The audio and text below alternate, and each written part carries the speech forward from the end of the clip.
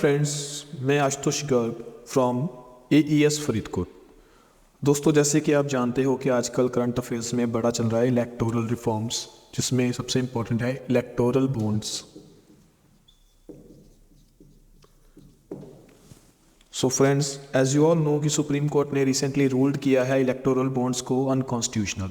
तो आइए समझते हैं कि इलेक्टोरल बॉन्ड्स है क्या ज़रूरत पड़ी इसको अनकॉन्स्टिट्यूशनल डिक्लेयर करने की।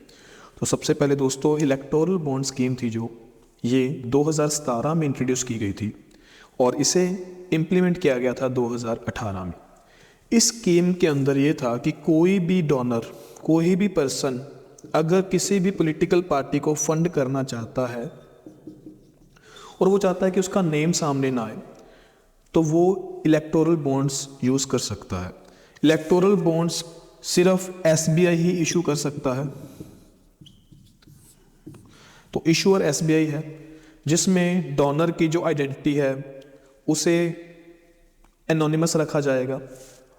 कोई भी डोनर SBI से ऑनलाइन या चेक के थ्रू अपने डोनेशंस इशू करवा के, इलेक्टोरल बॉन्ड इशू करवा के SBI में जमा करवा सकता है जिस पॉलिटिकल पार्टी को वो डोनेट करना चाहता है, और उस पॉलिटिकल पार्टी को वो डोनेशंस मिली हैं वो उसको एनकैश करवा सकते हैं लेटर। अब इस सिस्टम में सबसे बड़ी चीज़, जो सबसे बड़ी प्रॉब्लम ये थी that the identity of the donor is kept private. तो जो हमारे सिटीजन्स हैं, जो हमारे वोटर्स हैं, उनका एक right, that is right to information, ये वायलेट होता था। बिकॉज हमारा कॉन्स्टिट्यूशन भी बोलता है कि हर वोटर को पता होना चाहिए कि उसकी जो उसका पॉलिटिकल पार्टीज है, जो उसके कैंडिडेट्स हैं, उसके पास क्या एसेट्स हैं, क्या उनकी फंडिंग चल रही है। तो ये हमारा जो राइट है ये वायलेट हो रहा था इस स्कीम के अंदर। और सेकंड थिंग इज कि ये जो स्कीम थी ये लेवल प्लेइंग फील्ड नहीं क्रिएट कर पा रही थी, बिकॉज इस स्कीम में only registered political parties under section 29A of representation of people act 1951 and that too, जिनको पिछले जनरल इलेक्शंस में या लेजिस्लेटिव असेंबली के इलेक्शन में 1% वोट्स, वैलिड वोट्स मिली हैं, वही सिर्फ इलेक्टोरल बॉन्ड्स या रिसीव कर सकते हैं, फंड रिसीव कर सकते हैं। तो इसमें छोटी पार्टीज बाहर हो जाती थी, लेवल प्लेइंग फील्ड नहीं मिलता था। एंड थर्ड थिंग ये देखने को मिला कि इसकी वजह से मनी पॉलिटिक्स नेक्सस देखने को मिला, क्योंकि रिसेंटली जो डाटा निकल के आया उसमें हमें पता लगा कि जो ये डोनेशंस हैं are mostly from the big corporate houses.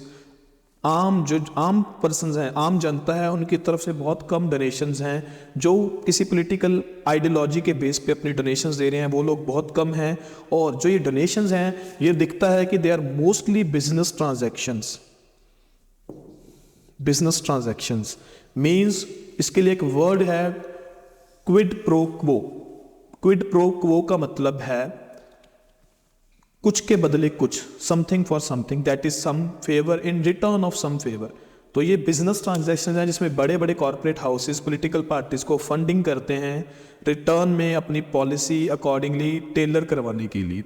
तो इसी चीज़ को, सारी चीज़ों को ध्यान में रखते हुए हमारे सुप्रीम कोर्ट ने अभी एक बहुत बढ़िया जजमेंट ली है, अभी हिस्टोरिकल जजमेंट ली है, that this scheme is violating the fundamental rights of the citizens of the India and specially the voters. So उन्होंने इलेक्टोरल बॉन्ड्स को अभी अनकॉन्स्टिट्यूशनल डिक्लेयर किया है। सो अब फ्रेंड्स, आप मेरे को बताओ, जो इलेक्टोरल बॉन्ड्स हैं, जैसे कि जो गवर्नमेंट ने इनको इंट्रोड्यूस किया था, वो आर्ग्यू करते हैं कि हमने ट्रांसपेरेंसी लाने के लिए, ताकि सारी पॉलिटिकल पार्टी को फंडिंग वाइट में होनी चाहिए, इसलिए इसको इशू किया था, इसलिए ये स्कीम लाई गई थी। तो आप बताइए, आप इस पॉइंट के साथ कितना सहमत हैं हमारे कमेंट सेक्शन में जाके। तो ऐसे ही और टॉपिक्स के बारे में जानने के लिए आप हमें मैसेज कर सकते हैं हमारे इंस्टाग्राम पेज पे, हमारे टेलीग्राम के पेज पे। जो भी आपको टॉपिक समझना हो आप हमें वो टॉपिक लिख के भेजिए, हम कोशिश करेंगे उस टॉपिक पे वीडियो बनाने की। Thank you so much, have a nice day.